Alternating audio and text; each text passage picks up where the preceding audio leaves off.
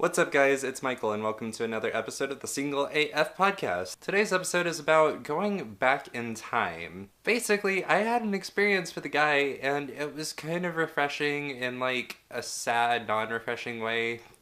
I'll explain. And this was after we had emailed back and forth several times and actually like gotten to know things about each other, which, you know, mind blown. We chose a date and we chose a time that was convenient for both of us, and then we chose a location in a public place where we were going to meet up.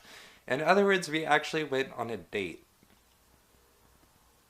I know, I'm like, I can't really believe it either. Like, I can just coincidentally, he's also dressed like he is straight out of like 1990s, like the movie 9 to 5, if you've ever seen it with Dolly Parton. Like, imagine that, like if he worked in that office, this is how he would be dressed, which is super charming and just really adorable. And it turns out he's an engineer and he's got 2 degrees, one in physics and one in math. And I'm like, God, you are so much smarter than I am. He did send me a follow-up email that evening to say that he had a really good time, that he enjoyed our date together, and that he wanted to see me again. It was sweet, it was charming, and then I didn't hear from him for 2 days.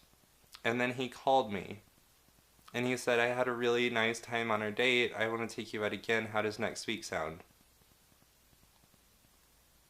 Like, what is this? Like, 1996? Like, God, it was so old-fashioned, so outdated, but so charming, because the way that we date nowadays, it's like you start to get to know somebody and you're like texting back and forth, and then a week later you meet up with them, and then, you know, you never hear from them again, or you continue to text back and forth and don't see them again for another couple weeks. And that's not fun for me. Like, I'm busy, I have things to do, I have a world to conquer and an empire to build. This was super refreshing, it was super charming.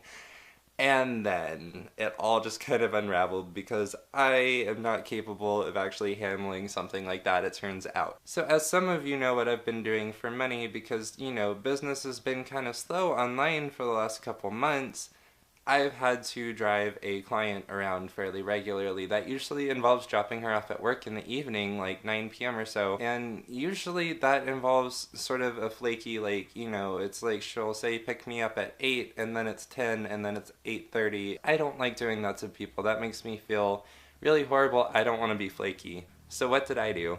Well, we had a date set, and then she kind of hijacked me again for the entire day, and I had no idea when it was actually, you know, going to be over, so we ended up, he called me in the middle of the daytime, we talked a little bit, I'm like, look, I'm sorry, I'm gonna have to flake out on you, let's reschedule, and he's like, okay, cool.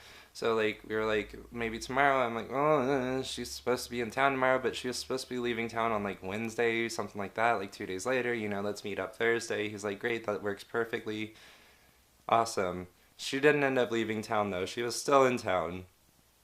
And so because I was kind of avoiding rescheduling because I didn't want to be flaky, I just didn't call him back. So he left me 3 voicemails over the next few days saying, hey, haven't heard from you, just making sure everything's okay.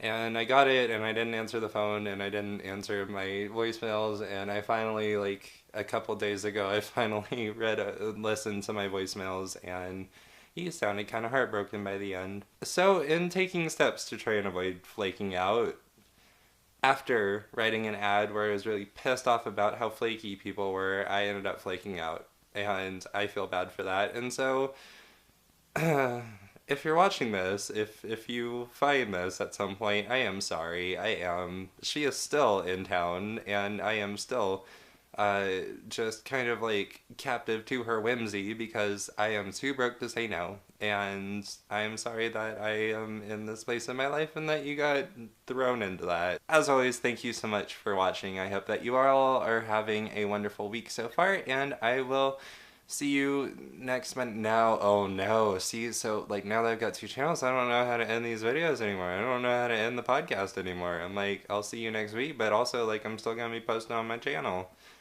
Ooh. Okay, bye.